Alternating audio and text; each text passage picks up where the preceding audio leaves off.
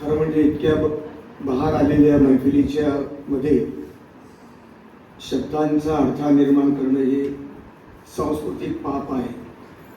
ते पाप मी 2 मिनिटं पुण्य पेरण्यासाठी करतो आहे. या मैफिलीचे प्रमुख शिल्पकार सातारा आणि पुणे यांच्या संस्कृतीला जोडणारा अनुबंध सन्माननीय श्री चिटणीस या कार्यक्रमावर उपस्थित कोपुरिया उद्योग समूहाचे सन्माननीय देशपांडे, अक्षरवेलच्या प्रमुख शिल्पकार आमच्या मृणालताई, ज्यांनी सुंदर भाष्य जुन्या फिल्मी जगतावरती आणि संगीतावरती विशेष काम केलं, ते संगीतमय संपादक सन्माननीय स्वप्नील पोरे, मराठी विभागाचे आमचे डॉक्टर सांगळे, डॉक्टर गरुड या संबंध कलावंतामध्ये ज्यांनी अत्यंत महत्त्वाचा अशा प्रकारचा ग्रुप तयार केला. ऑर्केस्ट्रा असो, संगीताचा एक असा ग्रुप तयार करून संगीताच्या माध्यमातून समाज आणि संस्कृतीची सेवा करण्याचा अत्यंत विडा उचलला. ते विजय साबळे, सन्माननीय पटवर्धन, सन्माननीय मंजुषाताई, आमचे सन्माननीय सचिन शेरकर आणि मिसेस शेरकर. मुख्य म्हणजे गायकांच्या संगीतमय गीताला ताल देत असताना त्याची लय पकडून आपापल्या हातवारे करणं आणि त्याचे हावभाव सुद्धा विशिष्ट प्रकारे तालामध्ये ठेक्यामध्ये करणारी सूत्रसंचलन करणाऱ्या भगिनी मी पहिल्यांदा अनुभवले. त्यांचा गाणं तिकडे चालू आणि यांचा बोटांचा असा ठेका चालू. संगीतामध्ये रमणारी सूत्रसंचलन निवेदनामध्ये रमतात, पण संगीताच्या सुरामध्ये रमत नाही. पण समर्पण पूर्ण कसं असतं, अंतर्बाह्य समर्पण हे आमच्या सूत्रसंचलन आमचं आपलं नाव काय दीपाली गीतेताईंनी केलं. मला याचं या संपूर्ण कार्यक्रमाचं श्रेय, अर्ध श्रेय हे गीतेताईंना आहे. दुसरे श्रेय हे कलावंत सगळे एकत्र करणं. आपण अर्ध्या तासाच्या या संबंध कार्यक्रमामध्ये एक कलावंत आमचे शेरकर आणि सूत्रसंचालिकाताई त्यांची जुगलबंदी आपण अनुभवली, खटकाखटकी मान्य. असे कलावंतांची संबंध मूड सांभाळणं आणि त्यांचा संवाद घडवणं आणि संगीतमय ती मैफल रंगवणं, रसिकांना निर्दोष अशा प्रकारच्या स्वरांचा आनंद देणं ही अत्यंत कठीण गोष्ट आमच्या विजयरावने सांभाळलेली आहे. याबद्दल त्यांचं मी विशेष अभिनंदन करतो. डॉक्टर, त्वचेचा डॉक्टर, तातडीचा डॉक्टर, संगीताचा एवढा हुशारा डॉक्टर असू शकतो हे मी इथं अनुभवलं. मनसमोर घेणारे डॉक्टर हे अत्यंत दुर्मिळ असतात. चेहऱ्यावरती अत्यंत निष्पाप भाव आणि खरं म्हणजे विरह गीताला योग्य चेहरा नाहीच आहे. इतका सुंदर अशा प्रकारचा चेहरा विरह गीत गात असताना मला फार दया येत होती त्यांची. अशा प्रकारचं गाणं त्यांनी सुंदर केलं. आमच्या मंजुश्री ताईंनी सुंदर सुरुवात करत असतात, त्यांच्या पायाचा ठेका मला आठवला. गाणं गात असताना डोळे पूर्ण मिटायचे, त्या गीताला पूर्ण समर्पण देणं हे फार महत्वाचं आणि ते त्यांच्यातून देत होत्या.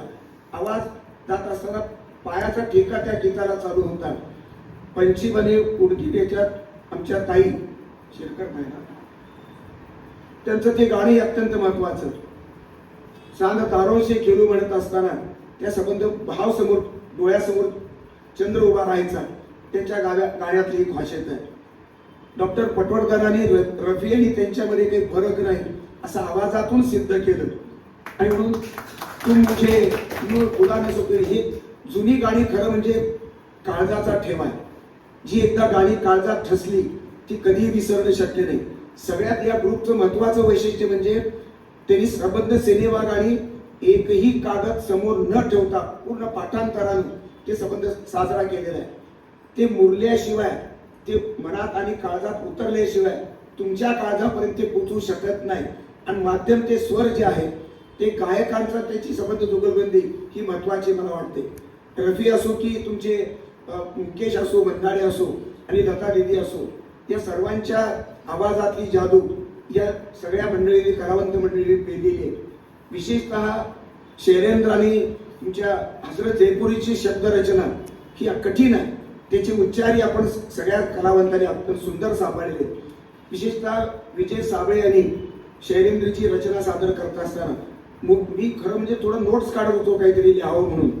खाली मी डोळ्यात खाली लक्ष होतं आणि इतक्यात त्यांचा स्वर सुरू झाला. मुकेश गातात की काय असाच मला भास झाला की मुकेश यांच्या गाण्याची पावती आहे, ती आपल्या विजयरावाच्या गाण्याची पावती आहे. आणि म्हणून मला हे संबंध ग्रुप महत्वाचा वाटतो. संबंध फिल्मी जगावरती, हिंदी सिनेमाच्या जुन्या परंपरेवरती, उज्ज्वल इतिहासावरती आमचे मित्र स्वप्नील पोरे यांनी अत्यंत सुंदर भाष्य केले. त्याच्यातले बारकावे, त्याच्यातला त्यांना खरं म्हणजे 1 तासाचं भाषण त्यांचं ठेवायला पाहिजे.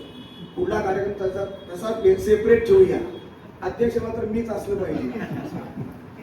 पण याच्यामध्ये मी या कलावंताबद्दल बोलणं महत्वाचं आहे. मुकेश संपले, शैलेंद्र संपले, हजरत जयपुरी संपले, लता दीदी संपल्या, पण त्यांना जिवंत, त्यांच्या आवाजाला जिवंत ठेवणार, त्यांच्या गीत रचनेला जिवंत ठेवणारी ही कलावंत मंडळी आमच्या दृष्टीनं मुकेश आहेत, आमच्या दृष्टीनं रफी आहे, आमच्या दृष्टीनं ही सगळी लता दीदी वगैरे अशा प्रकारची हे सुंदर गायक आहेत. जुन्या गाण्याचा संबंध हा खजिना आपल्या समोर मुक्त झालेला आहे. पुणेकर खरं म्हणजे खवचट रसिकता आहे, पण इतके सुंदर अशा प्रकारचे आपण रिस्पॉन्स दिले. आपण फक्त 20-25च रसिक आहे, पण एक 25,000च्या वरची किंमत, वरची समृद्धी तुमच्या रसिकतेने साताऱ्याचा ग्रुप पुण्याला येऊन अशा प्रकारचं धाडस करतो. पुणेकरांसमोर गाणं आणि भाषण करणे खरीच म्हणजे धाडसच आहे.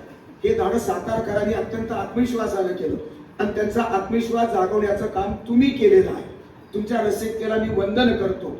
शब्द माधुर्य आणि स्वप्नांचा, स्वरांचा गोडवा याची एकत्रित अशा प्रकारची मैफल या लोकांनी, मंडळींनी फार सुंदर पद्धतीने या ठिकाणी सादर केली. आणि जोगी तो काय, ओ जोगी जाओ रे जोगी, हे गाणी इतक्या सुंदर आवाजात आणि त्याचं संगीत काय, धुन संगीत म्हणजे हृदयाचा श्रीमंती, संगीतातली खरी श्रीमंती. आत्ताची इतकी उडाणटप्पू गाणी आहे, मला खरोखर आवडत नाही.